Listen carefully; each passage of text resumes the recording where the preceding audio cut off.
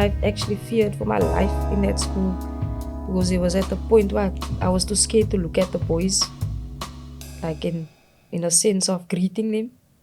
Because I don't know, maybe that's one of the gang's girlfriends, or because they had like literally gang girls on the school. There's like the puff girls and the I don't know what type of girls. And I had a interaction with one of that girls. I don't know.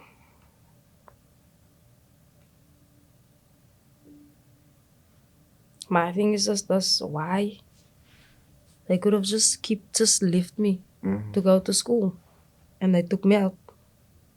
That's the saddest part of my life ever. Because now I dropped out. Didn't do grade 10, didn't do grade 11, didn't go to matric. And in my mind, just one thing: got a boyfriend, got this guy.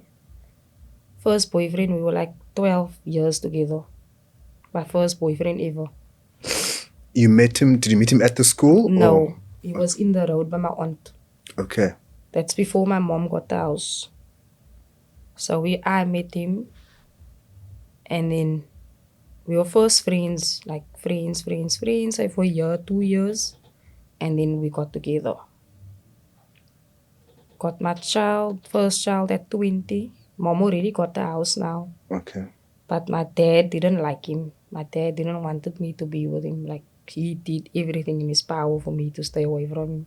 But I couldn't see that at the time because I was still blinded by this whatsoever. But do you think your dad thought that he was the reason why you dropped out of school? Or why do you think your dad didn't like him? I think his energy gave off. There was a type of energy he gave off. And I saw it, but I didn't take note of it. Because the feelings I had for them like clouded all of it. But I could have seen it, and I didn't listen. What was that energy? It was like a bad energy. He had a good job though. He was older than me. How old was he? Okay, how old was he? He was like 8 years older than me at the time. Okay. He was older than me. So, and you guys met, how old? You were 16, 17? I was 17 when I met him. Okay. We were just friends. Right. First year, friends. And then I was 18, I think. And then we started to be in a serious relationship. Okay.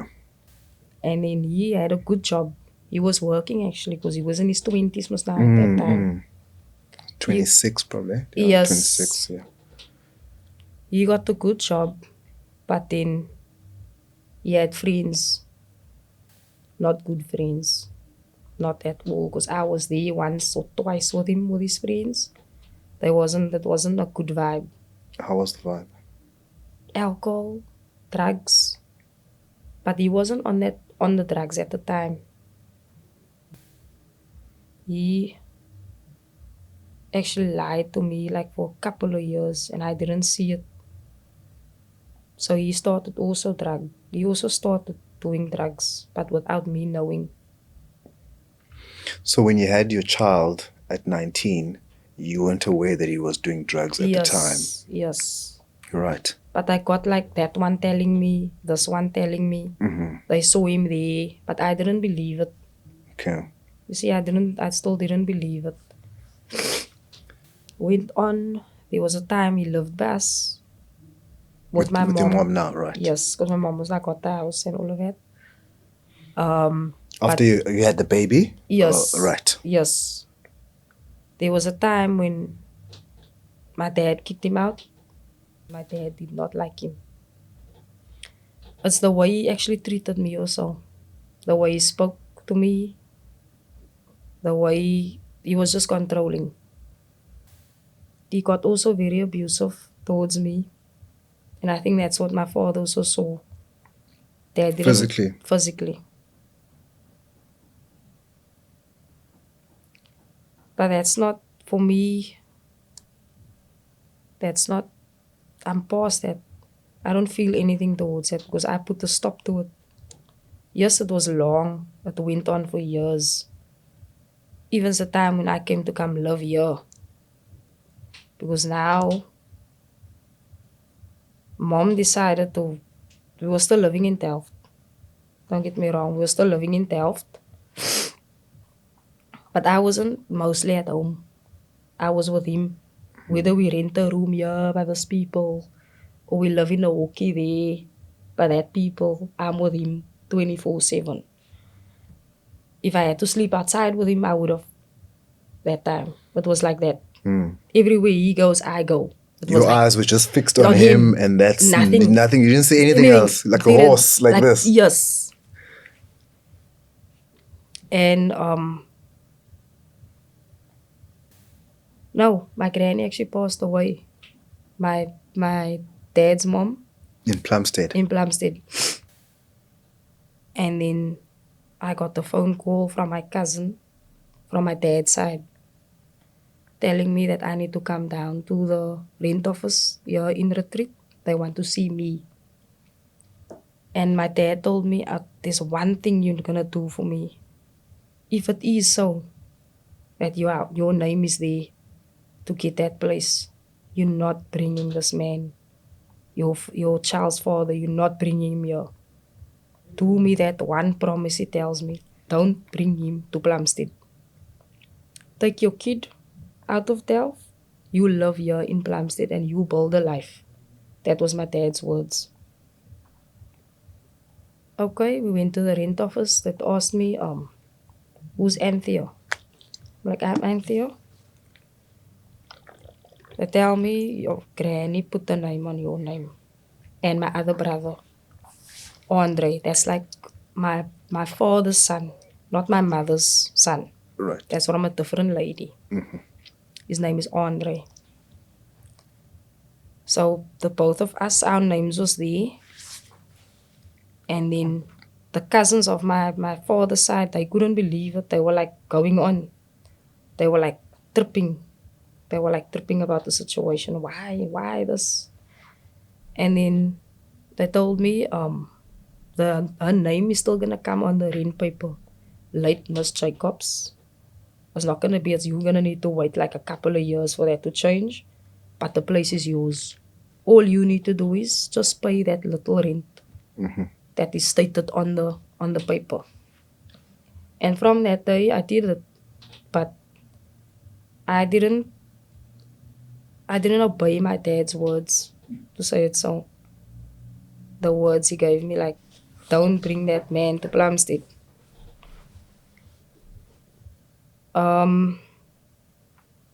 A month after that, in the same year, 2013, my dad passed away.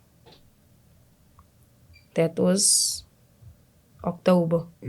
Gran passed away the 1st of September. Dad passed away the 3rd of October. That just hit me like a kwa. And then I decided to let him come and live here. Not for a reason of I'm alone, I feel alone. It's like wanted to help him, to bring him out of that situation in Delft, because he can go more deeper into something in Delft where I can take him out of that. Here's opportunity for him to live in Plumstead.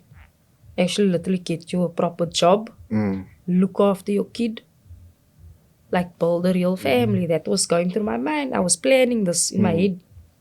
And now you've got a roof over your I got head, the roof over my and head. it's not costing you a lot of money. I got the yes. And I was working at the time at Hungry Lion here in Weinberg. Right. And then I just decided, and my brother's also living with me, Andre.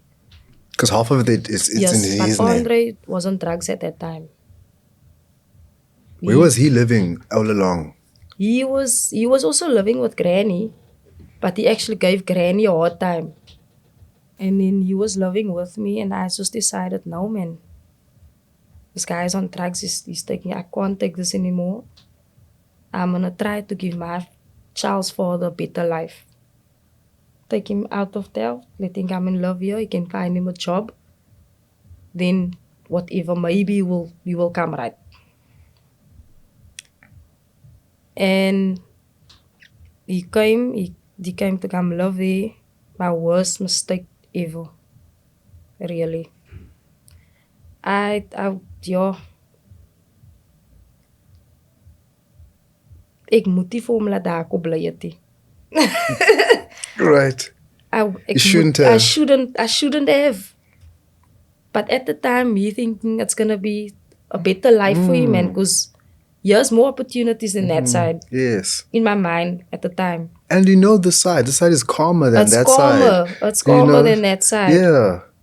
And I mean, it what you're going through made sense. Here you've got a roof over your head. It's the father of your child.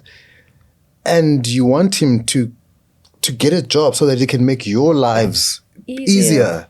So that thought process is quite logical that you went through. Because remember, he didn't have anywhere else to go. Because his stepdad didn't like him at all. And his mom just followed the dad. She didn't take any part of him. Like, she only stood the father. Like, everything the father say goes. So he comes to Plumstead. He comes to Plumstead in 2013. After dad while in the same year dad passed away. Yes. So it was September, October. So he probably came here, say November, December. How did that hit you? Your dad passing away not too far from your grandmother passing away. It's hectic. Until today, I can't believe it. But for me, I block it out. I block it out. Everything just happened so fast. We were still speaking the Thursday over the phone. The Friday afternoon, I tell my dad is gone. And I'm still, I can remember, I was in a retreat with my sister. And they phoned my sister, because that time my sister had a house phone, landline. Right. And then my sister literally collapsed.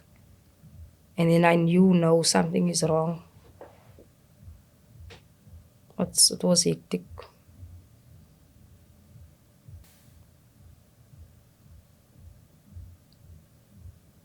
He was actually the only person that spoke like.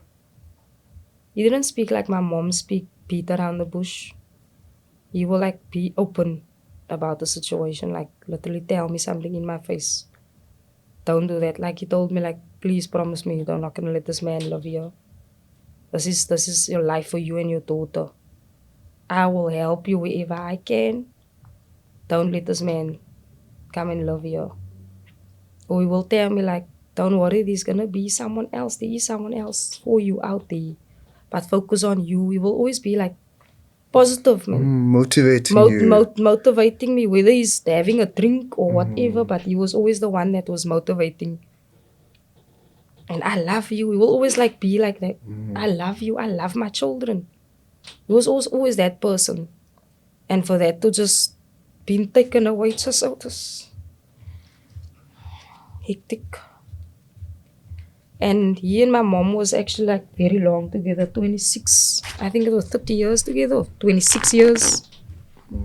They were long together. And he was a good man. Good man.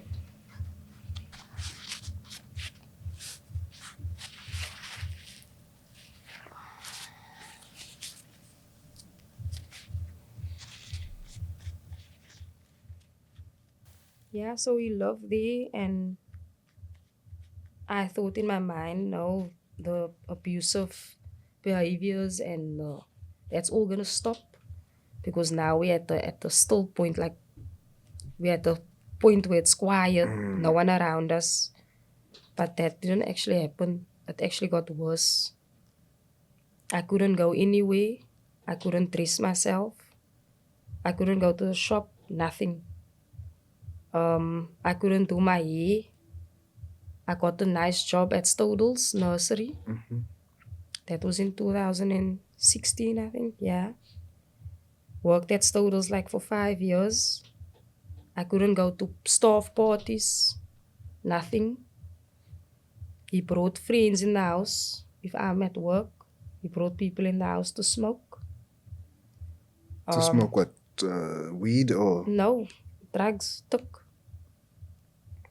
And I was still like in denial about it. Like people tell me, then I was like, no man, it can't be. And in the house, wouldn't you be able to see evidence of?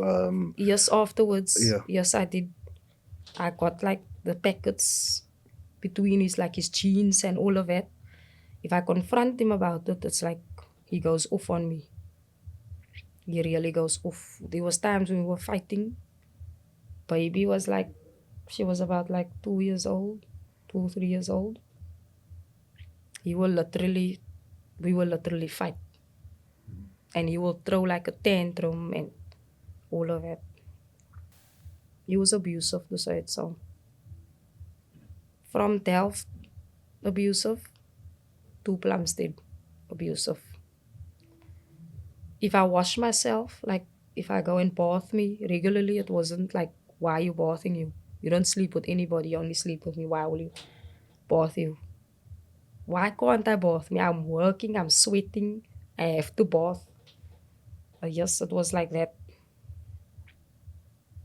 Um, I like, there was times when I found like different women's underwear in my cupboard.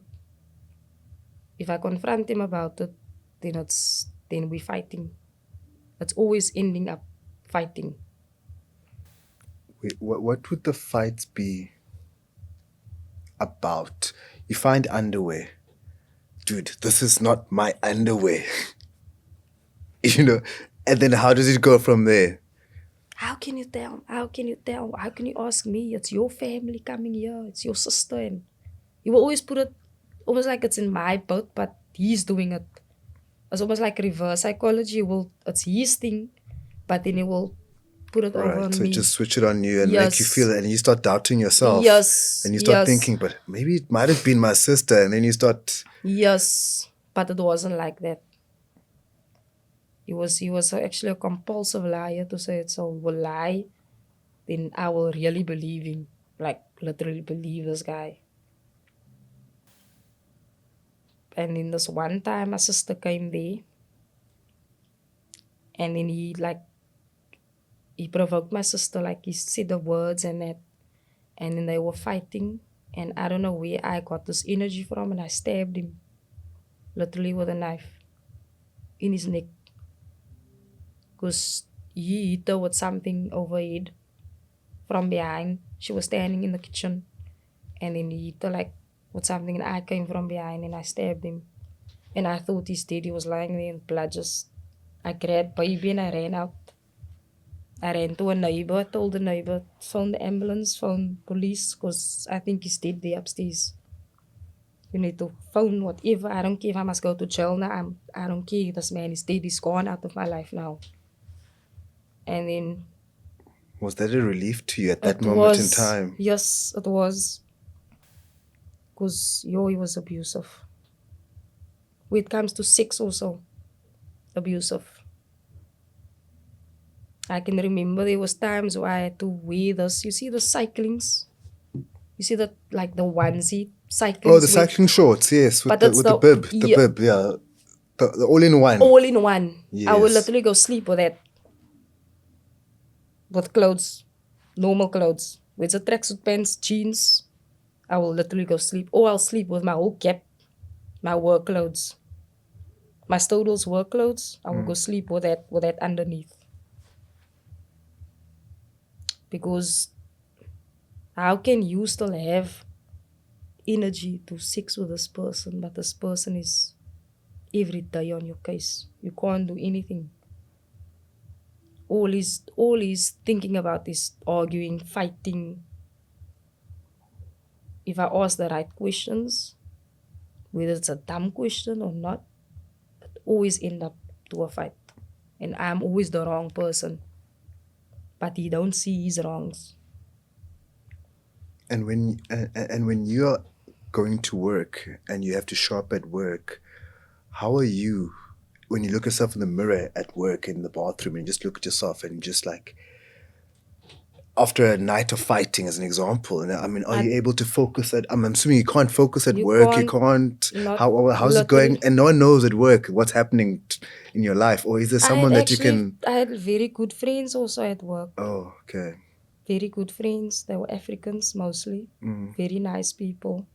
That you could confide in. Yes, and without even stalking, they could have seen Anthea's energy is off. Because I was a consultant. Okay. A shop when I would worked with indoor plants. So I had worked with customers. You have to smile. You have to sell this product or Right. so it's a small branch. So the workers there, they know each other's energies already. And then when it's break time, then my friends, I was always with the African vibe. Then I will tell me, hi, bo, see, you not right today. You look different. What's happening? Like that, you see. And Yes. then I couldn't keep away from them. I had to open up. Right. And there was a time where I was scared of my life because he came to my workplace. He will stand there in front of the workplace from 3 o'clock because I worked until 6, 8 till 6. Okay. So he will literally stand with Zoe. Your daughter. Yes. Okay, Zita was born also at the time. Zita was born in 2015. Okay. So Zita was a baby. Zoe will be in creche. So then he will bring Zita with to work. And then he will literally stand there at the gate, waiting for me, watching me. Who am I walking with when I come out? And then I will just walk normal with a group who's going to Weinberg. I'm walking with them. The first few weeks walking, coming out, then I will see him standing, then I won't tell them like, Was that because I him? was embarrassed, man. It's not a nice feeling. Look here, your children's father standing here with your child, watching you like it was a very uncomfortable feeling. But the daughters, when they see you, don't they get excited and they call and they mommy, But mommy? he got and so clever because Stodels was next to a river. It's here in Toedrift. Right. Yes. Yes. So he will stand on that field. He will go into the field. Okay. So he will stand there by the trees. Right. Right. Like a distance right. away. He got clever, you see. So he will like stand in a distance and watch me. So there was once where one of the African guys, his name is Sia Bonga. He walked with me because he knew the story already. I told him about my boyfriend at home and all of that. He just wasn't aware that he comes to the office, yes. he comes to I work. didn't tell him that because I was Right. too embarrassed to do that. I couldn't. And then I didn't want to walk. I told the first group, I told him, no, it's fine, you can go. Walk so long on, I'm gonna wait here. Hey, and you don't get a taxi here. You live just here around the corner. Why do you have to stand and wait here? And then all of them waiting for me to walk with. And I'm like, that's fine. Walk on. I'm all right. No. She's lying. We all standing and waiting for you. I don't care. We're going to wait until 7 o'clock. But you're walking with us. And as the first group, they're walking and Siabonga is still waiting with me. He's like, you're walking with me. What's wrong? And I can see something is. I'm like, it's fine, man. I'm all right. I'm just denying the whole situation. Now the group in front, they're walking, and me and Sia's like just a distance away from them. Right. We're walking at the back. As we're walking, I take the shortcut because I knew he's already standing on that side of the field. Okay. So he's gonna come. And as I'm walking, I can hear Zita shouting, "Mommy, mommy!" And I stood still. And then he's putting Zita on the floor, and he started smacking me, like literally, like grabbing me and smacking, and I fell down. He was kicking because now they already went that side. They went down Main Road down. I'm coming Right. down the. So you by yourself in the street and Yes. then right. And I'm like, what's happening? What did I do now? I'm walking alone with a guy. Who's that guy? Because he saw me and Sia walking like alone together. So in his mind, he was thinking other stuff. Very jealous. Very. I couldn't have any contact with nobody. Not even female friends Not or even not. female friends, nothing. My sister, there was a time my sister didn't even want to come there anymore. Was if when looking back again now, that behavior that he was the way he was behaving in when he moved with you in Plumstead, sure it upscaled, but was it a similar behavior in terms of jealousness and but in small doses when you Yes. guys stayed in Yes. Delft? It's similar. It was just What did he more used to do back then that he was now doing it on a larger scale? When you think back in terms of the jealousness, how it started in a small way. like we were invited to parties because I worked at a factory. So I was always invited to parties. I had like Yes. connections and all of that. And then if I'm dancing, because I love music. I used to love music to say it so, and I used to like to dance. That was me. You can't get me off the dance floor. I don't care who's here around me, I will dance. And then that was also taken away because he didn't like that. All the attention was much on me. So what, That is you where must it now sit. started. Now you must sit with Yes, him and yes, that is where it started. Because there I could have seen already. Now he's jealous. But, and then me talking too long, maybe to family members, that also. what would happen when that happens? He will like interrogate me. What did you talk about? Did you talk about me? Stuff like that. That was in Delft. But it actually was on a large scale, like you said, when we moved here, because now I was like isolated. No one came to me. He locked me in. There was times when he locked me out also on my own place. He would lock me out. Then I had to go knock by neighbors. Well, phone the police. There was a time when I got to the courage and the strength to get the police involved. And they'd come and Just a warning. I will just give him a warning.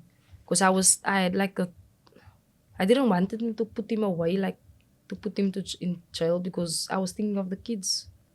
That was always on my mind, thinking of the kids, thinking of the kids. But then he started to steal my money, my wages I kept, because there was no one else. I couldn't trust my brother because he was on drugs. Like literally, he's on drugs. He showed it. There's no doubt about it. With him, I will tell him, okay, I'll give him your card. I'll write like a list of stuff what we need in the house, like shopping and whatsoever. That's my debt I need to pay. Then it's the rent I need to pay. so you'd have a budget. Yes. Right. I didn't get a lot of money, but I could have come out with it the whole month. Maybe the last week of the month it would have been difficult, but it's fine. Then I make an example. I'll maybe get like a 4,000 I get paid 4,000, example. 1,000 rand for groceries. The other 1,000 rand is now my debt made for the month. Then it's now Kimbi's of the 500. Then I have like a 1,500 left. That is like just to keep it there for days if we don't have or whatsoever. And then he will just go and pull just so 2,000 rand literally out of the bank. Then if I go, then there's nothing. Then it's just 1,000 rand in the bank. And I will literally go into the bank and go check on the statements. Like, Right. didn't those people pay me right? But they did pay all my money. Then I can see on the statement, money was pulled. If I ask him about it, he denies it. But you're the only person that have my PIN. Because I trusted him so much to give my PIN. That was the first month. Then I changed my PIN. The relationship between us got like a little better. Small little. Got better at the time. Then I gave my PIN number again to him. And this time he literally pulled everything out. And where was the money when you ask him, okay, you withdrawing money for what? I asked him, I will go on, I will literally trip, I will throw stuff around, go mad, because now what we have nothing. There's nothing. I can't go and lend because I owe these people.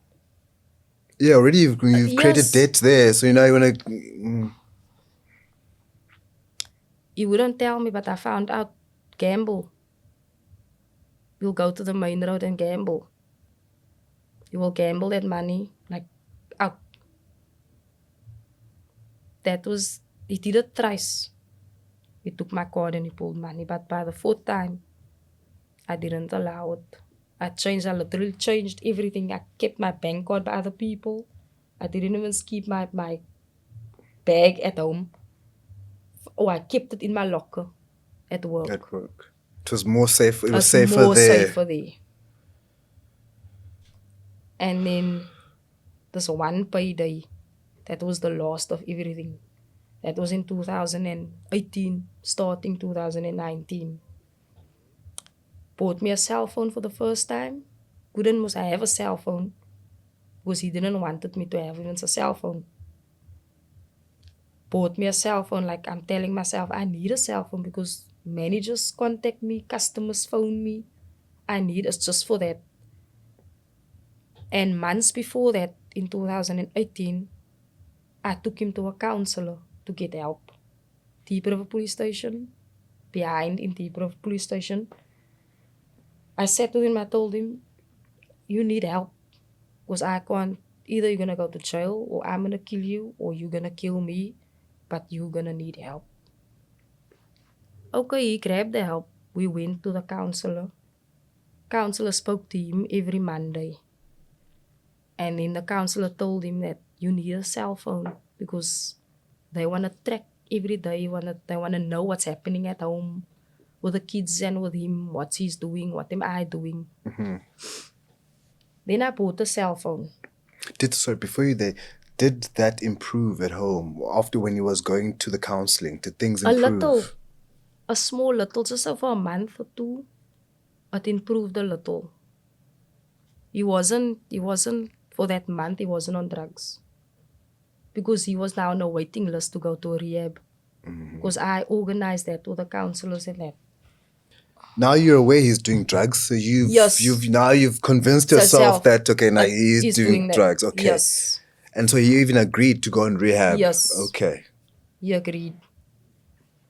And then I bought a cell phone, came home.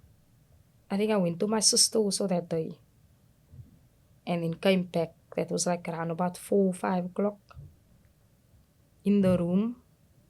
He had a cell phone, by the way. Forgot, he had a cell phone.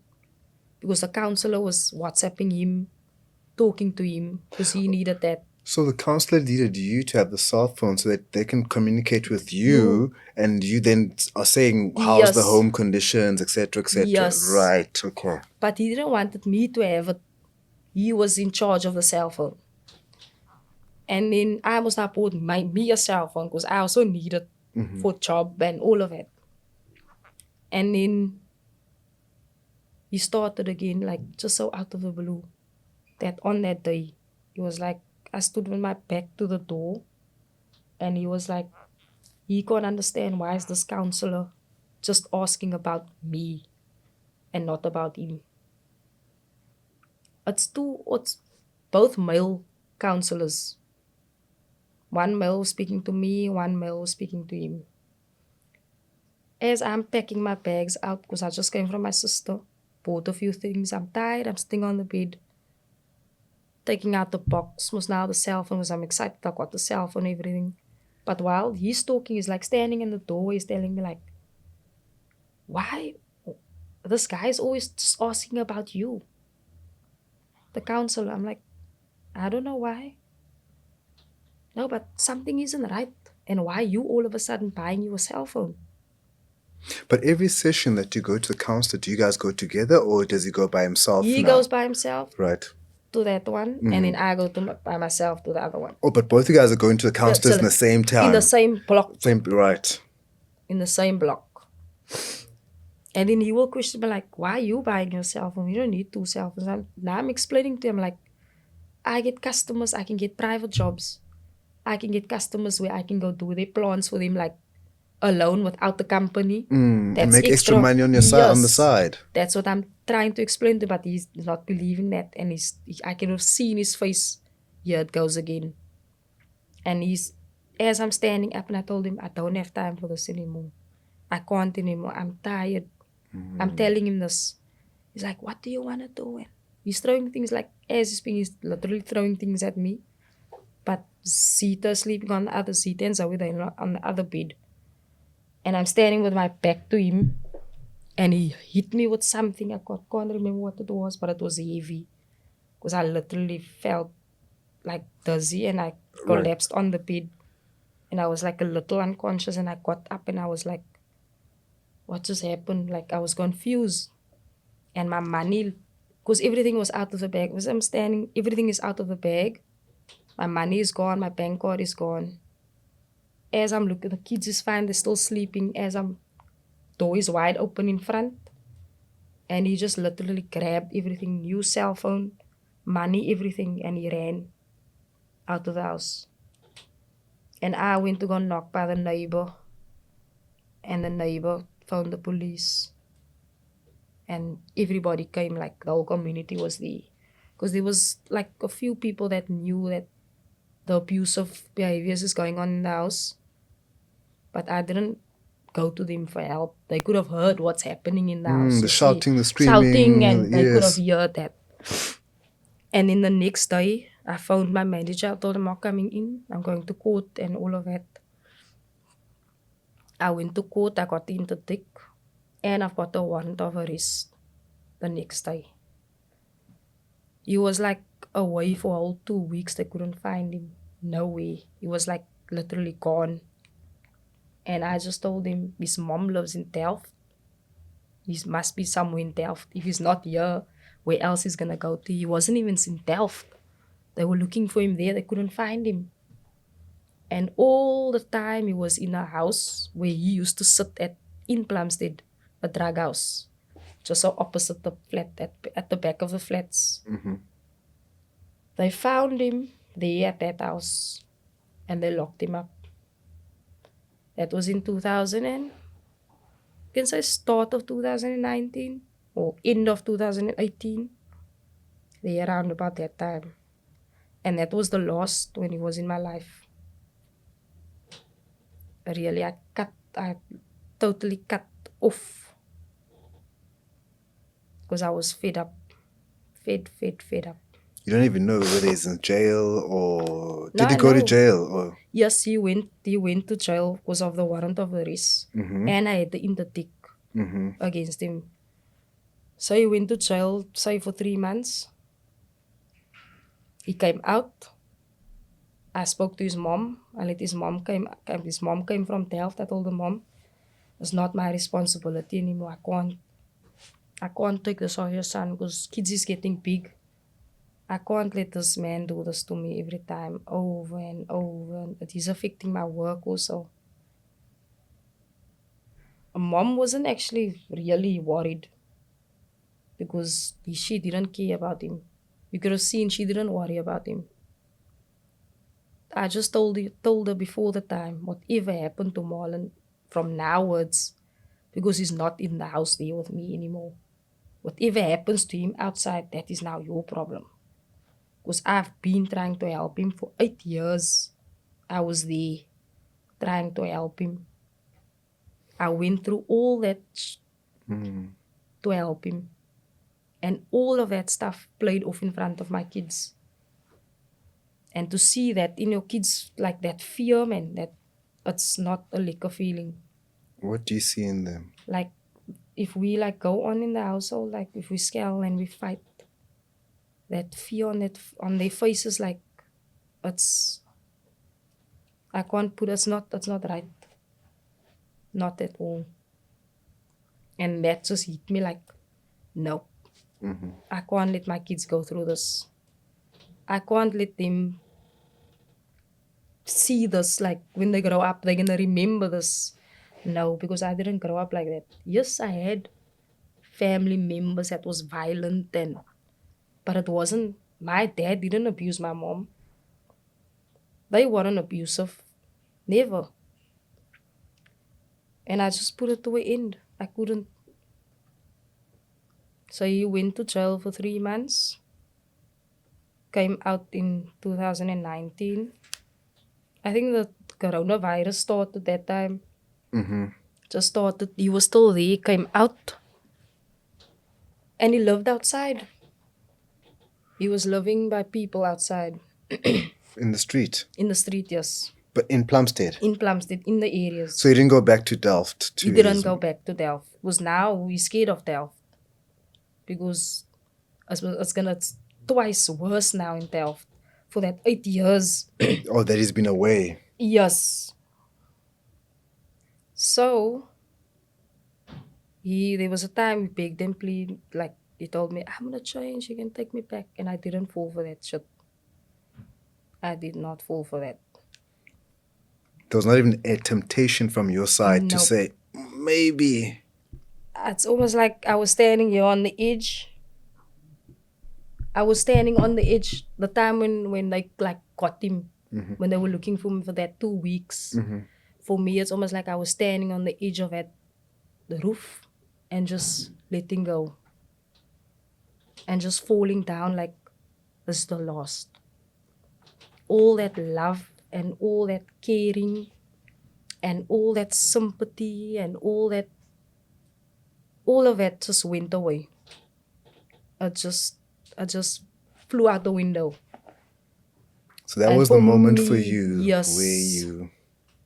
I couldn't. For me, it's almost like I broke free out of a cage. He came out. He tried to manipulate me again. Being, I'm going to do this, I'm going to do that. I didn't fall for it. And then there wasn't a time when he slept like literally on the stairs. In front on the stairs. Going on like, he was sleeping like as I come out in the mornings, he will be there. And I didn't like that. Because now my kids is seeing you sleeping there. Why is daddy outside? Daddy was always here in the house. So you making me actually look bad and trying to tell the people like it was my fault, I was the one, but no one knew what he did. And then I made a way for him to get off the stairs. And he went to friends there in the area, slept there. How did you make a way for him to get up the stairs? I phoned law enforcement because you're not allowed to sleep on the stairs. It's a city flat. I found law enforcement. They came and gave him a warning.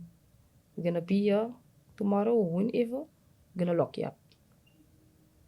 But I didn't like explain to them the situation. I just phoned to say, there's a person sleeping on my stairs. They're actually dragging you on the stairs. I can't take it. And they removed him. And then months after that, he came knocking on the door. He's like, I got the job of the city. EPWP. Right. He got the contract, a year contract. And I was happy nogals for him. For that moment, I was glad for him. And I'm praying to God. I'm like, please let this man keep this job. Because now, I'm not working anymore. He's got the job so he can help. You got 2 kids, exactly. Yeah. He's help. I'm thinking, okay, what must I do now? My sister came to me. My sister's like, Anthea, rather give him a placement. See that he's working. We're not going to be together. Just give him a sleeping place where he can stand up in the morning, go to work. When he get paid, he need to give you like maintenance for the kids. That is how it works. Or you go to court or whatever. But I never got so far to go to court for maintenance.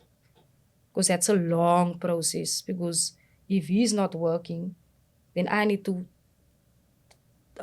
mention the granny, his mom. And then now they're going to put her reliable to pay his debt. And it's not fair. Right. It's not fair towards her. And then I let him sleep there by me. I let him in.